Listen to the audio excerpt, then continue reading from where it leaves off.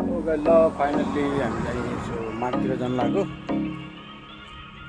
यो हाम्रो पछाडिको यो कम्पनी हाम्रो यो कम्पनीको यो कम्पनीबाट बाहिर निस्केको झट्ट अलि रोड त रोड छ तर तल जस्तो हाइवे छ यहाँनिर फेरि पुग्नु त डेङ्गी भुक्की हाल्छ क्या झ्याली भुक्दैन आज भुक्दैन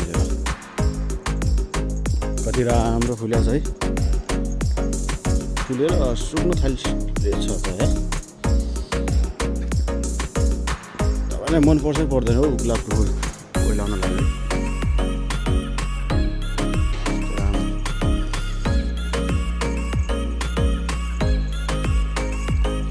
यता चाहिँ खासै कागजको टुक्राहरू यस्तो यस्तो फोहोरहरू बनाउने फोहोरहरू देखिन्न अलिअलि त छ गाउँतिर फेरि बजार बढी बजार एरियामा छैन हामी चाहिँ अहिले गाउँमा बस्ने हो अब कम्पनीहरू प्रायः जस्तो हुँदैन नि त कम्पनीहरू बजार मेन एरियामा बनाउनै दिँदैन हुँदैन अलिअलि भित्र हुन्छ कि धेरै भित्र हुन्छ यो फार्महरू गाई फार्महरू कुखुरा फार्महरू यो सुँगुरको फार्महरू त झन् पुरै गाउँमा हुन्छ उता फेरि हाम्रो दुईजना साथीहरू चाहिँ मेरो रुममेट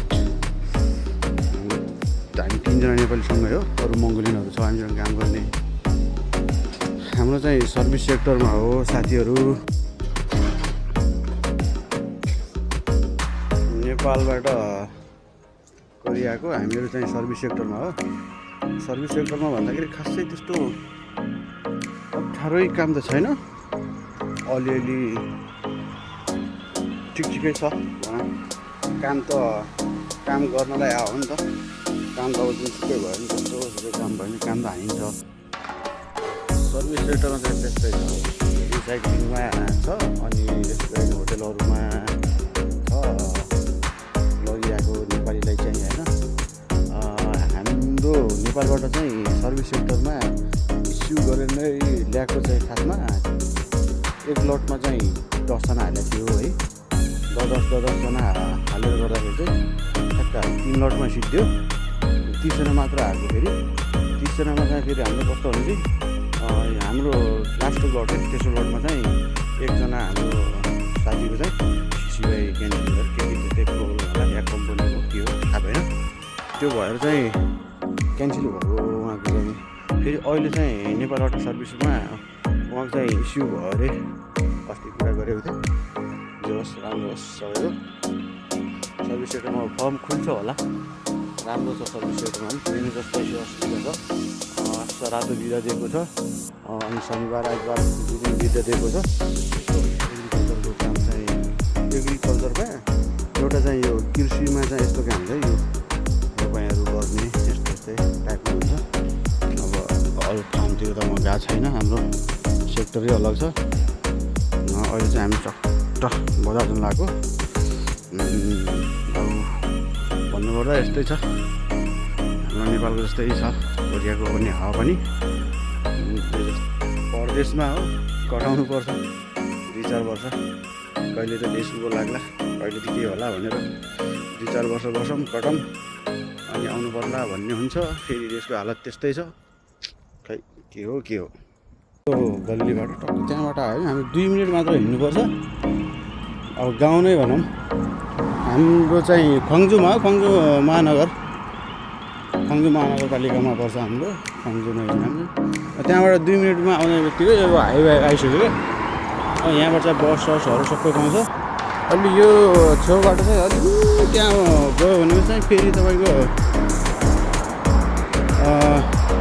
रेल स्टेसन छ त्यहाँबाट पनि अब यो चाहिँ भित्रको गल्ली हो गल्लीबाट बाहिर निस्क्यो टक्क हाइवेमा है यस्तो हुन्छ क्या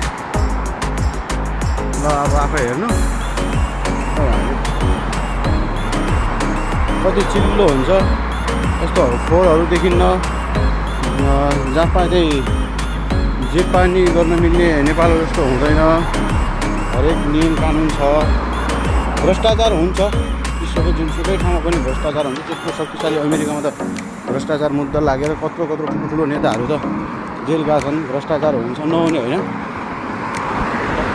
100मा केही पर्सेन्ट भ्रष्टाचार नहुने, तर हाम्रो देशमा चाहिँ 5% विकास र 95% भ्रष्टाचार हुने भएर त्यही भएर देश पछाडि परे हो क्या। नत्र त त्यस्तो थिएन नि त, हाम्रो देश पनि कम छैन नि त, स्वर्गको टुक्रा हो।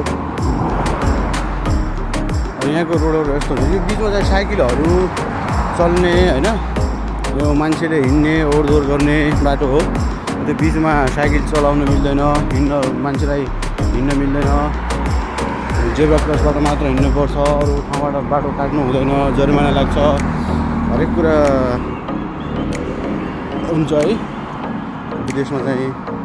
नेपालमा हो केही मतलबै हुँदैन, केही हुँदैन, कस्तो हुँदैन, जे सुकै गरोस् केही मतलबै होइन। अब यहाँ रुखहरू हेर्नु कस्तो हरियाली हुन्छ, यही रुखहरू चाहिँ फेरि पछि कस्तो हुन्छ भने पुरै सुकेर खत्तम। यो पनि पाउँछ है यता,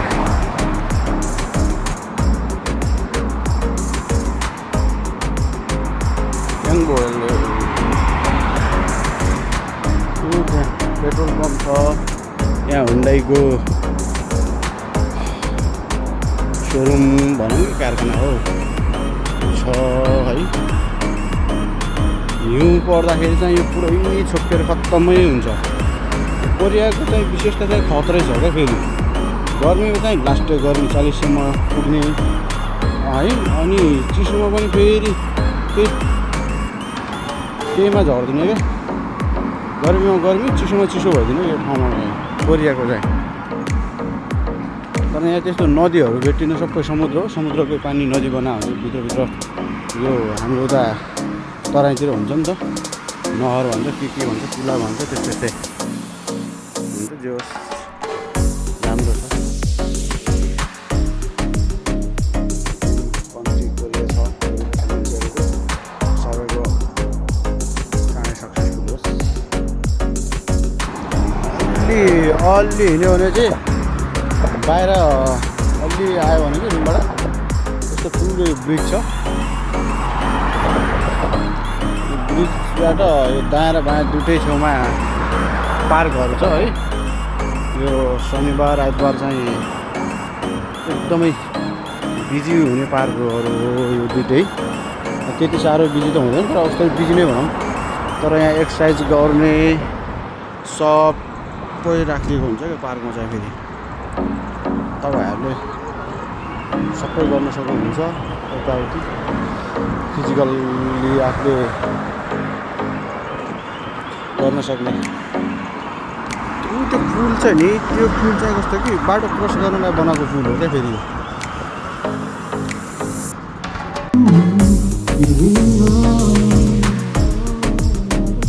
कोरियन पार्कमा छु, कोरियनको पार्कमा आज अलिअलि सानो कन्सर्ट लगाएर क्या हो।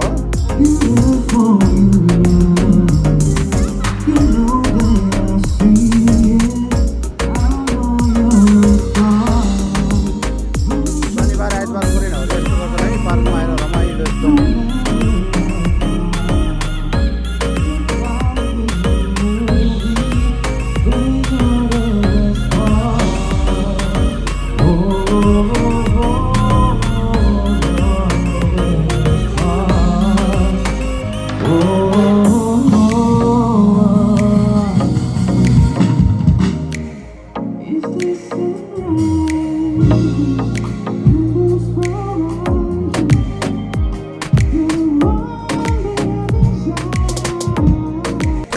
ल है कोरियन माटोमा पुग्यो फाइनल्ली। हामी चाहिँ चामल किन्न आएको, चामल ल साथीले चामल उठाइसक्नु हो। चामलको दाम चाहिँ 49,800 छ है 20 किलोलाई। गाह्रो छ।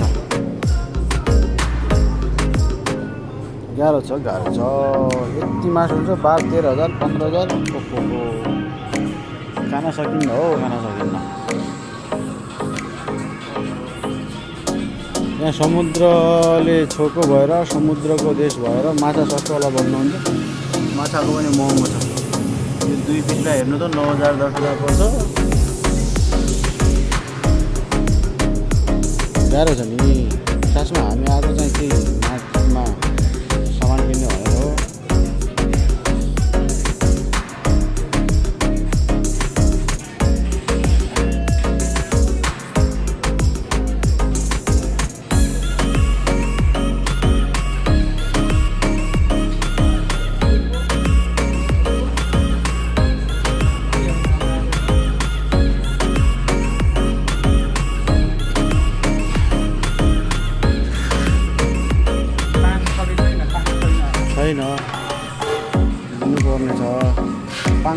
चाउचाउ हो।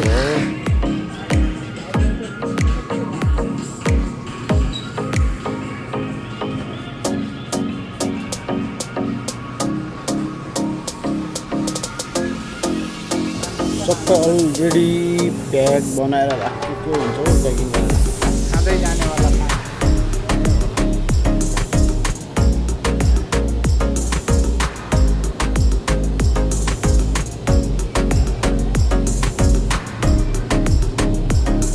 तताउने खाने क्या यहाँ अलरेडी बनेको हुन्छ तताउने खाने जे कुरामा पनि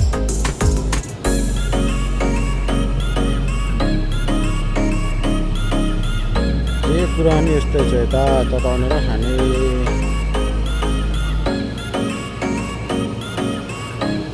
आफ्नो घरको अर्ग्यानिक चिज कसरी खाम्ला भन्ने भइरहेछ यहाँ आएको 2-4 महिना भएको छैन गाह्रो छ नि हो गाह्रो छ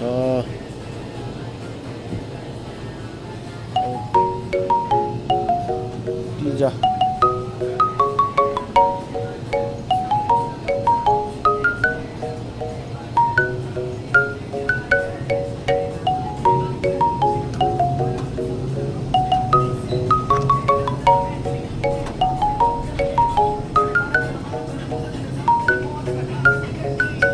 ससै जरो है